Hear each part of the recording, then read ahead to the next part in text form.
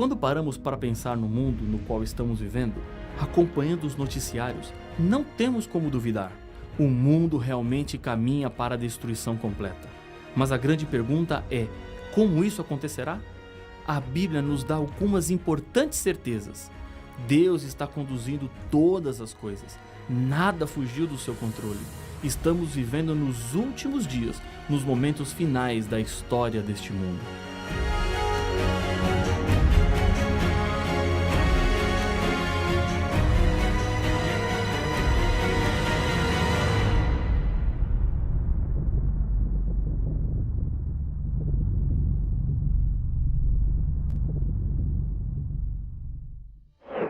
O episódio de hoje está mais uma vez voltado para o futuro.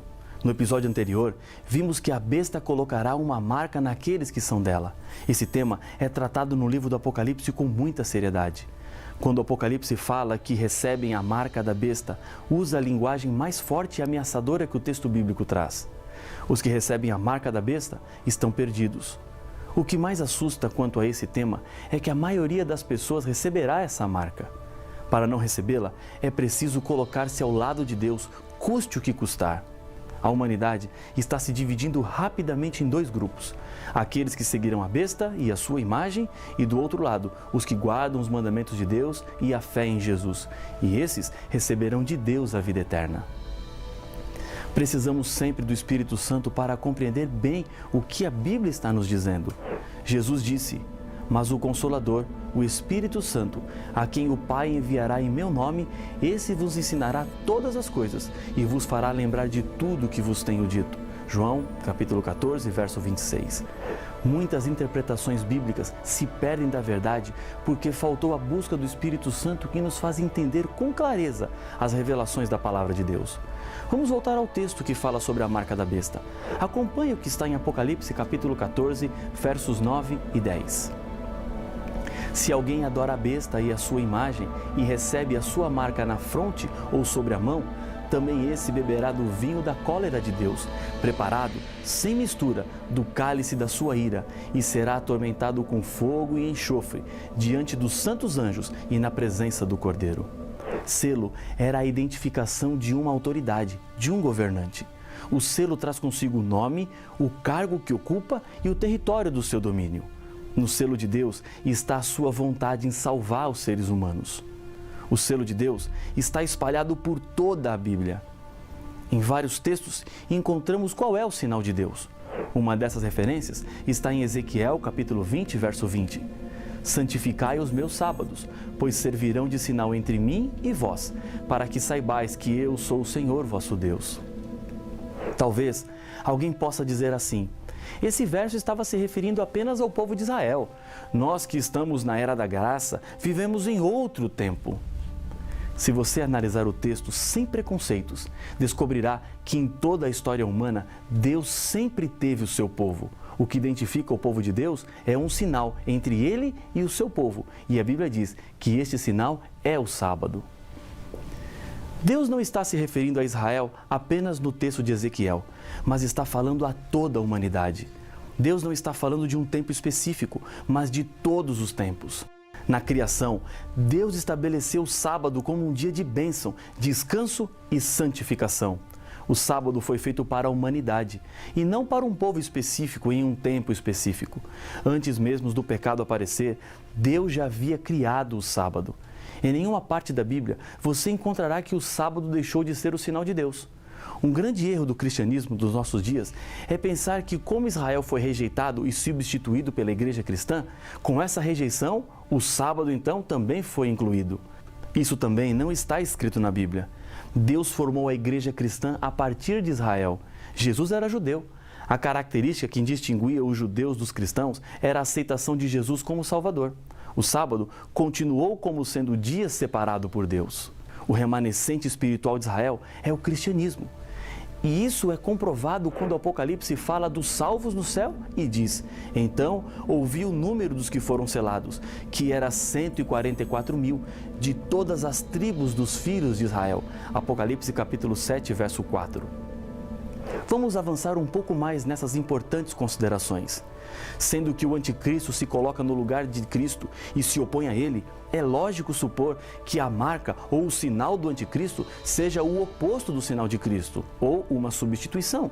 Em Daniel, a Bíblia nos diz que o chifre pequeno, símbolo do anticristo, proferirá palavras contra o Altíssimo, magoará os santos do Altíssimo e cuidará em mudar os tempos e a lei. E os santos lhe serão entregues nas mãos por 1 tempo, 2 tempos e metade de 1 tempo. Daniel capítulo 7, verso 25. O anticristo, ou o poder perseguidor, segundo Daniel, cuidará em mudar os tempos e as leis. No estudo 11 deste seminário, entendemos que a mudança do sábado para o domingo aconteceu contra a vontade de Deus. A observância do domingo é uma marca da falsa autoridade de Roma. Outra alteração romana feita na lei de Deus foi tirar do catecismo um mandamento que proíbe adorar ou venerar imagens, como está escrito em Êxodo capítulo 20, verso 4 a 6. Em toda a Bíblia, Deus é muito claro em proibir e dizer que não aceita que o adorem por meio de imagens. A lei de Deus, infelizmente, foi mudada para enganar as pessoas e, com isso, elas estão correndo um grande perigo. Outra expressão importante no texto de Daniel é a contagem 1 tempo, 2 tempos e metade de 1 tempo. No Apocalipse, esse período equivale a 42 meses, ou seja, 1.260 dias proféticos, que significam 1.260 anos. Daniel fala do mesmo poder perseguidor que aparece em Apocalipse capítulo 13, a primeira besta. Essa primeira besta é um poder político, religioso, que profere blasfêmias contra Deus. Depois de 1.260 anos de supremacia, é golpeada como de morte. Nessa época, aparece uma outra besta. Apocalipse 13:11 nos revela: Vi ainda outra besta emergir da terra. Possuía 2 chifres, parecendo o cordeiro, mas falava como o dragão. Todas as características da segunda besta assinaladas na profecia se cumprem com o surgimento dos Estados Unidos da América. Surgiram como nação em 1776, em um território não habitado por outra nação civilizada. Segundo a profecia, surge da terra e não do mar como a primeira besta. Mar, segundo Apocalipse capítulo 17, verso 15, significa lugar povoado e terra significa um lugar não povoado. Em seu começo, os Estados Unidos falavam como cordeiro, símbolo de seus ideais de liberdade. Porém, chegaria o momento em que a profecia diz que falará como dragão. A segunda besta, representada pelos Estados Unidos, se une à primeira besta e diz o Apocalipse: faz com que a terra e os seus habitantes adorem a primeira besta, cuja ferida mortal fora curada. Apocalipse capítulo 13, verso 12. E lhe foi dado comunicar fôlego à imagem da besta, para que não só a imagem falasse, como ainda fizesse morrer quantos não adorassem a imagem da besta. Apocalipse capítulo 13, verso 15. A profecia bíblica está nos falando de uma união entre 2 bestas, somando forças políticas e religiosas. Isto é uma profecia, e lembre-se que quando a Bíblia fala do futuro, ela nunca erra. As relações entre os Estados Unidos e o Vaticano estão se tornando cada vez mais estreitas. A aproximação iniciada no começo da Primeira Guerra Mundial, quando o presidente Roosevelt enviou a Roma um representante pessoal e o Papa um delegado apostólico para os Estados Unidos.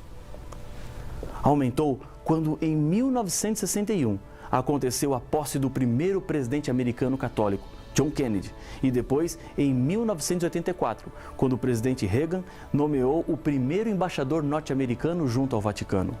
Nos últimos anos, no governo do presidente Barack Obama, Hillary Clinton, secretária de Estado, mais uma vez traçou planos de aproximação entre Estados Unidos e Vaticano.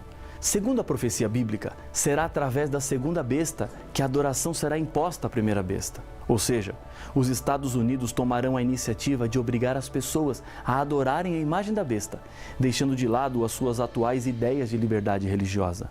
A Bíblia diz o que a segunda besta ainda faria: seduz os que habitam sobre a terra, por causa dos sinais que lhe foi dado executar diante da besta, dizendo aos que habitam sobre a terra que façam uma imagem à besta. Apocalipse capítulo 13, verso 15. Durante os 42 meses, a primeira besta fazia com que fosse adorada e obedecida através de um sistema de leis repreensivo, através do qual os que não aceitavam a adoração forçada eram perseguidos e mortos.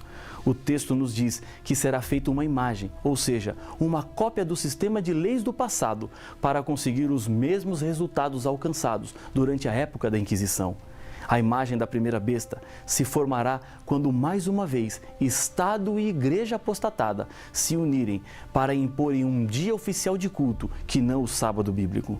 Essa marca será colocada segundo Apocalipse 13. Faz-lhe que seja dada certa marca sobre a mão direita ou sobre a fronte. Apocalipse 13, verso 16. A fronte representa a mente, com a qual a Bíblia espera que sirvamos a Deus. A mão já é o símbolo do trabalho.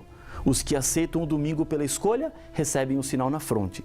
Aqueles que aceitam o domingo para não sofrerem perseguições ou por conveniência, para não serem mortos, receberão o sinal na sua mão. A marca será imposta quando se decretar uma lei proibindo comprar ou vender àqueles que não tiverem essa marca, que podemos chamar de decreto dominical. É algo profético. Está escrito com clareza na Bíblia e não é nenhuma imaginação doentia ou fanatismo. Hoje, quem não obedece aos mandamentos de Deus, inclusive o sábado, é culpado e está em pecado. Os que aceitam a substituição do sábado pelo domingo estão em rebelião contra Deus e eles terão a marca da besta. Uma história nos diz que uma mulher se misturou às tropas durante a Guerra Civil Americana. A única arma que ela levava nas mãos, se é que isso pode ser chamado de arma, era um atiçador de ferro para mexer nas brasas. Quando terminou a batalha decisiva de Gettysburg, os militares lhe perguntaram: "O que você pensou que poderia fazer com esse atiçador contra os soldados do Sul?" A resposta da mulher foi simples: "Nada. Eu só queria mostrar para eles de que lado eu estava." Jesus disse certa vez: "Se me amais, guardareis os meus mandamentos." João capítulo 14, verso 15. Ao decidir ser fiel a Deus quanto à lei e ao sábado, demonstramos ao mundo de que lado estamos. Embora isso envolva sacrifícios, é preciso colocar-se ao lado de Deus. E a escolha é sua. Não é pelo medo, mas sim pelo amor que Deus lhe chama. Mas a Bíblia apresenta as terríveis consequências que terão aqueles que receberem a marca da besta na sua mão ou na sua fronte. Também, esse beberá do vinho da cólera de Deus, preparado sem mistura do cálice da sua ira, e será atormentado com fogo e enxofre diante dos santos anjos e na presença do Cordeiro. Apocalipse capítulo 14, verso 10. Diante disso, um conselho de Pedro é muito importante para a sua salvação. Antes, importa obedecer a Deus do que aos homens. Atos capítulo 5, verso 29. Quando as leis dos homens não se chocam com a lei de Deus, a postura correta é ser obediente a essas leis. Mas, quando uma lei se choca com a lei de Deus, você deve ficar ao lado da lei de Deus. Entre Deus e os homens, a escolha certa para a salvação é sempre ficar do lado de Deus. Nos momentos mais difíceis das perseguições, os filhos de Deus nunca estarão abandonados. Em Daniel 12, verso 1, uma profecia nos assegura: "Mas naquele tempo será salvo o teu povo, todo aquele que for achado inscrito no livro." Jesus mesmo se levantará em favor do seu povo e o libertará. Na volta de Jesus, nas nuvens dos céus, com poder e muita glória, com todos os anjos, Deus salvará e libertará para sempre aqueles que decidiram fazer a sua vontade. Há muitos anos atrás, um pastor caminhava pelas ruas de uma cidade quando encontrou um menino com uma gaiola cheia de pássaros conhecidos. "Onde você conseguiu esses pássaros?" perguntou o pastor. "Eu os cacei", respondeu o menino orgulhoso. "E o que você vai fazer com eles?" "Vou brincar com eles." "E quando estiver cansado de brincar, o que irá fazer?" indagou o pastor. "Vou dar para o gato comer." O pastor, assustado com a resposta do garoto, lhe disse: "Eu quero então comprar os seus pássaros." "E para que o senhor quer? Eles não cantam, não servem para nada." "Eu quero comprá-los. Quanto você quer por eles?" O garoto então fez uma proposta com gaiola e tudo. O pastor comprou todos os pássaros que estavam assustados com tudo aquilo que estava acontecendo. O menino seguiu o pastor com curiosidade para saber o que é que ele iria fazer. Viu quando o pastor chegou a um parque e abriu a porta da gaiola. Nenhum pássaro se movia. Não notavam que estavam livres. Ele começou a mexer a gaiola e, um a um, os pássaros batiam as asas e voavam de novo rumo à liberdade. O menino, anos depois, escrevendo sobre o que aconteceu, dizia: quando os pássaros começaram a voar, estavam dizendo: estamos livres da morte. Cristo nos liberta sempre. Na cruz do Calvário, pagou completamente o preço do nosso resgate, com o qual nos liberta da culpa dos nossos pecados, e quando derramar a última tormenta do conflito dos séculos, virá para nos buscar e dar a completa liberdade do mal para os seus filhos. Satanás será completamente destruído. Jesus prometeu: não se turbe o vosso coração. Credes em Deus? Crede também em mim. Na casa de meu pai há muitas moradas. Se assim não fora, eu vou-lo teria dito, pois vou preparar-vos lugar. E quando eu for e vos preparar lugar, voltarei e vos receberei para mim mesmo, para que onde eu estou, estejais vós também. João, capítulo 14, versos 1, 2 e 3. Deus deseja que todos nós nos salvemos. Satanás quer desesperadamente que nos percamos. A nossa decisão é expressada através da obediência. A Bíblia diz que somos escravos daquele a quem obedecemos. Hoje, você pode escolher a quem obedecer. Qual é o caminho que você vai seguir? Que tipo de sinal ou marca você quer receber? O selo de Deus ou a marca do inimigo? Não existe neutralidade. Não é possível ficar com um pé com Deus e o outro não. A promessa de Jesus será cumprida e depende de você agora. Qual caminho você seguirá? Para confirmar a sua decisão de estar ao lado de Jesus, eu quero lhe convidar mais uma vez para orar comigo. Pai nosso, no meio das incertezas, a Tua palavra nos dá a certeza. Mais uma vez, apela aos nossos corações. Chama-nos a uma decisão sincera de andarmos ao Teu lado e nos prepararmos para a salvação, é o que eu lhe peço no nome de Jesus. Amém.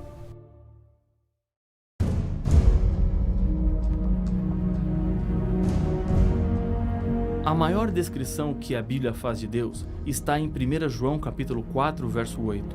Deus é amor. O diabo, em sua rebelião, negou essa característica de Deus e o acusou de injusto, dizendo que exigir fidelidade e obediência à lei era falta de amor. Deus é o mesmo. A maneira de Deus agir no passado é a mesma que agirá no futuro. Mas, se Deus exigisse mesmo fidelidade e obediência, isso não seria injusto, como Satanás alega? Como Deus pode ser então um Deus de amor? Para estes e outros enigmas, a resposta está no próximo episódio de Apocalipse, o fim revelado.